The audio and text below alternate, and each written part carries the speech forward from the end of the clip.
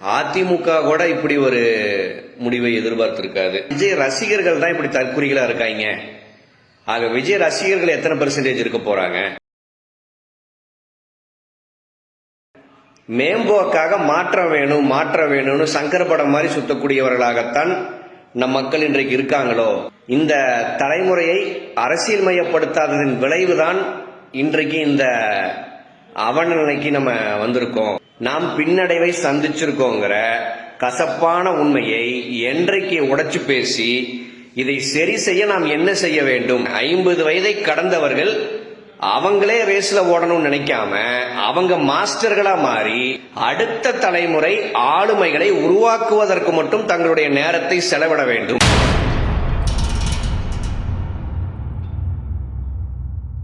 தோழர்கள் அனைவருக்கும் வணக்கம். இப்படி ஒரு முடிவை நாம் யாரும் எதிர்பார்க்கல.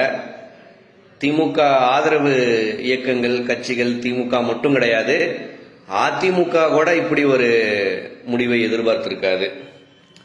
அதிமுக கூட என்ன கணக்கு போட்டிருக்கோம்னா, திமுக ஃபர்ஸ்ட் வரும், நம்ம செகண்ட் வருவோம், விஜய் தேர்டு வந்தா விஜய கூட சேர்த்துக்கிட்டு ஒரு ஆட்சி அமைப்போம் அப்படிங்கிற இந்த கணக்கைத்தான் அதிமுக கூட போட்டிருக்கோம்.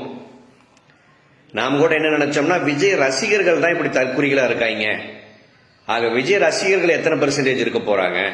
40 வயதை கடந்த இந்த மண்ணின் மக்கள் அரசியல் பட்டிருப்பாங்க, குறைந்தபட்ச அரசியல் அறிவு அவங்களுக்கு இருக்கும், அவங்கெல்லாம் ஒரு கூத்தாடி பின்னாடி போக மாட்டாங்க அப்படிங்கிற நம்முடைய கணிப்பும் பொய்த்து போயிருக்கு. கூடுதலாக தமிழ்நாடு ஒரு அரசியல் மயப்பட்ட மண், தமிழ்நாட்டு மக்கள் அறிவாளிகள் அப்படிங்கிற அந்த பின்பமும் இன்றைக்கு சுக்குநூறா போயிருக்கு. ஏன்னா எந்த அரசியல் நிலைப்பாட்டையும் தெளிவுபடுத்தாத, எந்த போராட்ட களத்திற்கும் வந்திராத, ஒரு நாள் கூட சிறை கண்டிராத, எந்த உழைப்பையும் போட்டிராத ஒரு கூட்டத்திற்கு இந்த மக்கள் ஓட்டு போட்டிருக்காங்கன்னா, நம் மக்களுக்கு தியாகம், வரலாறு, சாதனை, இது எதை பற்றியும் கவலை இல்லாம மேம்போக்காக மாற்றம் வேணும்னு சங்கர் படம் மாதிரி சுத்தக்கூடியவர்களாகத்தான் நம் மக்கள் இன்றைக்கு இருக்காங்களோ அப்படிங்கிற கேள்வி நிச்சயம் நமக்கு வருது. ஆக மக்கள் இனி அவர்களாக அரசியலை பார்த்துக்குவாங்க அப்படிங்கிற நம்பிக்கையில் நாம் இருக்க முடியாது. ஆக கடந்த சில 10 ஆண்டுகளாக இந்த தலைமுறையை அரசியல் மயப்படுத்தாததின் விளைவுதான் இன்றைக்கு இந்த அவநிலைக்கு நம்ம வந்திருக்கோம் அப்படின்னு நம்ம பார்க்க வேண்டியது இருக்கு. திருசா விஜய் வீட்டை நோக்கி போய்கொண்டிருக்காங்கன்னு அதை லைவ்ல காமிக்கிறாங்க. இதெல்லாம் கண்ட பார்க்க வேண்டிய ஒரு கொடுமைக்கு நாம் இன்னைக்கு ஆட்பட்டிருக்கோம். சரி, எது எப்படியானாலும் வருவதை நாம் எதிர்கொள்ளத்தான் வேண்டும். ஆக அதன் அடிப்படையில் தொடர்ச்சியாக நான் சொல்வது,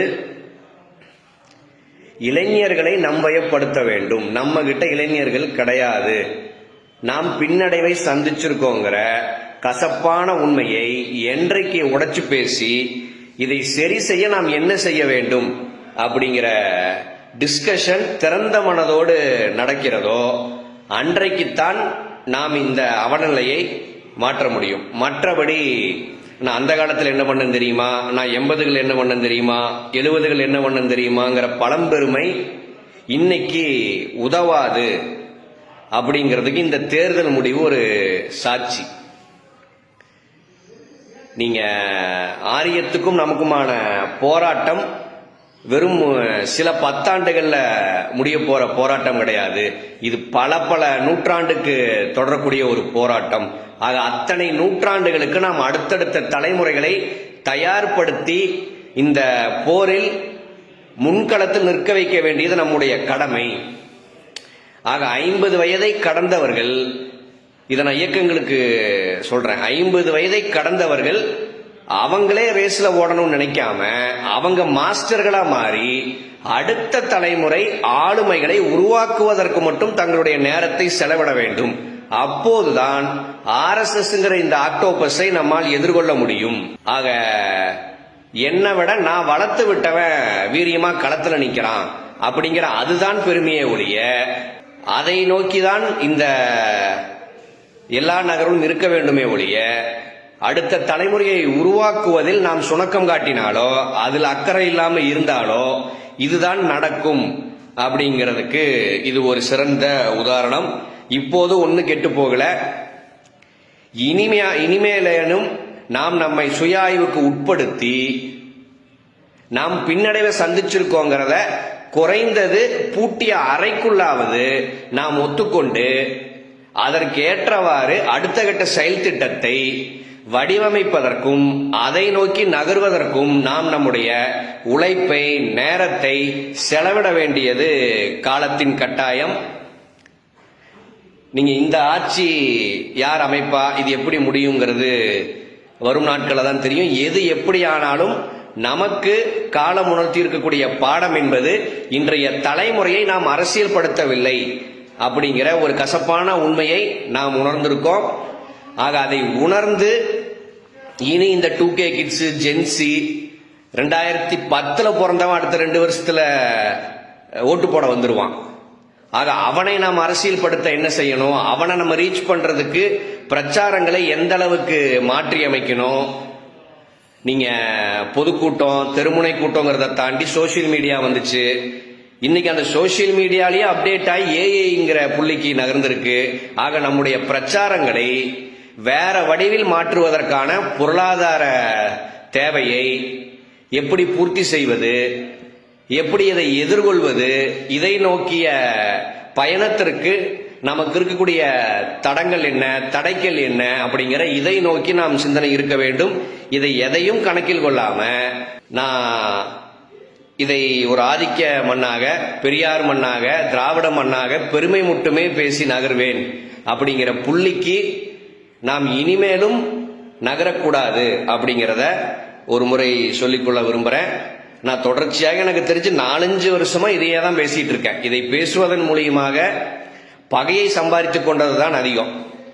நாங்கெல்லாம் ஒண்ணும் பண்ணலையா, எங்களுக்கு ஒன்றும் தெரியாதா, இவன் நமக்கு சொல்லி கொடுக்கறானாங்கிற இது போன்ற ஈயோக்களைத்தான் நான் பல இடங்கள்ல எதிர்கொண்டிருக்கேன்.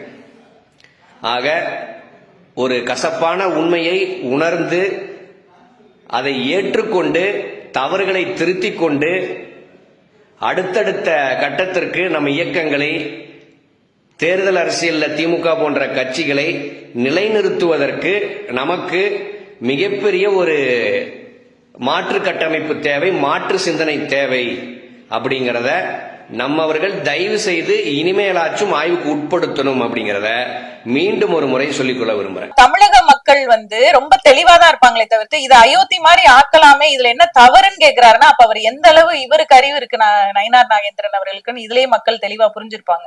அப்ப நீங்க என்ன சொல்ல வரீங்க, நேரடியா நாங்க அப்படிதான் பண்ணுவோம், நாங்க பிஜேபியை உள்ள நுழைக்கிறதுக்கு ஆர்எஸ்எஸ் மூலமா எல்லா காரியங்களையும் நாங்க இதெல்லாம் ஒரு சின்ன சின்ன விஷயங்கள் அப்படியே குட்டி குட்டியா அரிச்சு அப்படியே பெரிய பூதாகரமா ஆக்கி அதுல ஒரு சந்தோஷப்படுறதுதான் பிஜேபியோட நோக்கம். என்னன்னா தமிழக மக்களுடைய நிம்மதியை கெடுக்கும்.